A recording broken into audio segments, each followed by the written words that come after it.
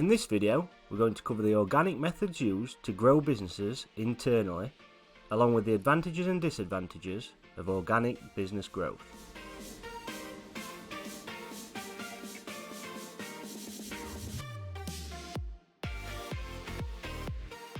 What methods can a company use to grow their business? There are two key strategies a business can use to grow. These strategies are organic growth, also known as internal growth, and inorganic growth, also known as external growth. Both methods can be used for growth in the hopes of increasing the business's size, revenues, and competitiveness. In this video, we're going to solely focus on the organic methods a business can deploy in order to grow. These organic methods are innovating and developing new products, much like Apple has done over the past 50 years, and entering new markets such as expanding overseas, changing the marketing mix, or taking advantage of technology. This is something McDonald's has done particularly well. Let's take a look at how organic growth is achieved via new products with examples from Apple. One way a business can grow organically is through the innovation and research and development of new products. Businesses tend to start out with one product or a very limited range of products. But once this product is successful, then the business can grow by innovating and diversifying their product range to have more options for customers to purchase. Developing new products in order to have a large range means it's more likely that a customer will find something that meets their needs and in turn will increase the business's revenues. To ensure this type of internal business growth is successful, a business can engage in research and development to ensure that these new products are designed to meet the specific needs of their target customer. Over the past few decades, Apple have shown how growing in this way can be a highly successful strategy and very profitable.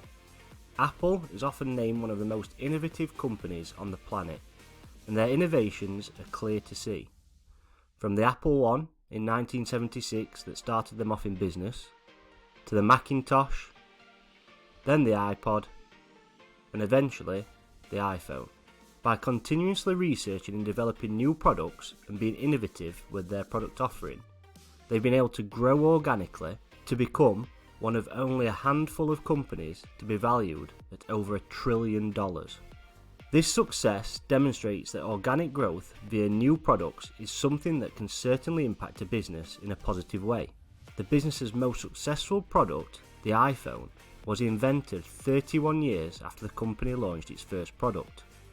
Again, showing the potential benefits to businesses of continuing to innovate and grow their product portfolio. The second way a business can grow organically is through entering new markets. One obvious new market is an overseas market. Selling products to different countries can open a business up to millions of new customers. Just look at McDonald's. They started in the USA and now operate in over 100 countries. One of these countries is China, which alone has over 1 billion people, meaning it was a huge growth opportunity to gain access to so many new customers in this market for McDonald's. Entering new markets can also be risky due to differences in laws, languages and cultures. However, McDonald's now brings in more revenue from its international operations than it does its US-based business. Again, showing the huge organic growth opportunities of expanding into overseas markets. When entering a new market, especially an overseas one, it's vital that the business looks at its marketing mix in order to compensate for differences in culture, language and laws. For example, the product may need to be tweaked in order to meet the cultural needs and norms of the country the business is expanding to. When McDonald's grows overseas, they don't just do everything exactly the same as they did in the US. They change their product to meet cultural tastes. They have a spicy shrimp burger in Japan, congee in China, and curly fries in Germany. They also amend their product to meet religious beliefs, such as changing their pork breakfast patties to halal chicken in the United Arab Emirates to comply with their religious diet. McDonald's also changes its promotion by using different ethnicities in their marketing materials that represents the countries that they are operating in, and also by using culturally relevant celebrities. This again helps them with their growth in overseas markets. Businesses may also take advantage of new technology to target new markets and grow organically. For example, a business could use e-commerce to enable customers to buy products online, opening the business up to customers who do not live near a store. New technology, such as social media advertising, has allowed businesses to target users based on the information stored on these social media sites. McDonald's again have taken advantage of new technology in order to grow rapidly. They've utilised social media to communicate and advertise to customers through social media channels, and they even have a YouTube channel that helps communicate the brand's identity to customers.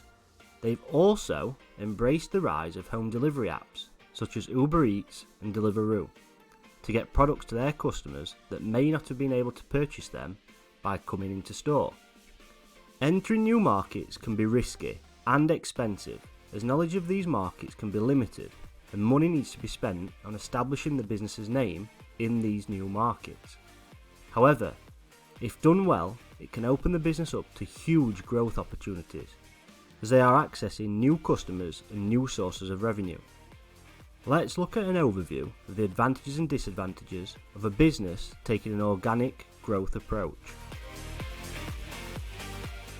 The advantages and disadvantages of organic internal growth.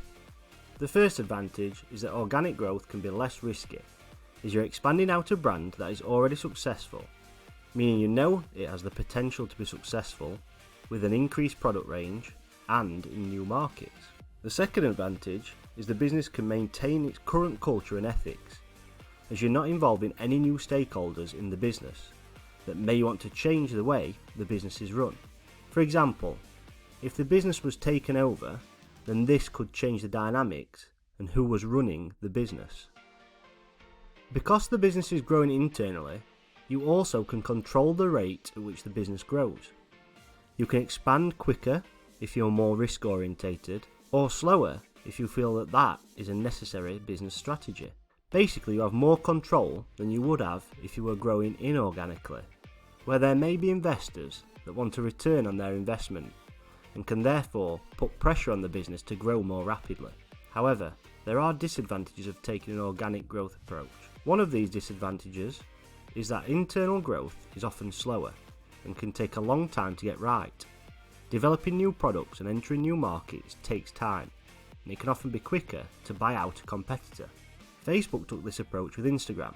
They didn't need to develop any new technology, as they just inherited everything Instagram had once they'd purchased it, which is much quicker than innovating from scratch.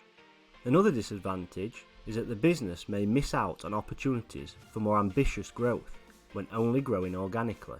For example, if a business was to merge, they can pool their resources, such as their locations, staff and marketing, to accelerate their combined growth, rather than trying to compete and grow as individual entities.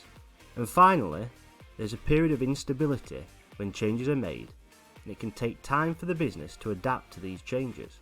For example, when expanding overseas, the business will have to adapt to their local environment and work with new stakeholders, such as suppliers, and may have different ways of working than they are used to. It will take a business time to adapt to these new ways of working and new cultural norms in the new markets they are operating in. Overall, it's become evident that there is certainly a place for an organic growth strategy in businesses of all sizes. Throughout this video, this has been shown to work, as we've seen examples from McDonald's, Facebook and Apple. Thanks for watching the video, we really do appreciate you watching to the end. And if you're new to the channel, don't forget to give the video a thumbs up and subscribe for more weekly business videos.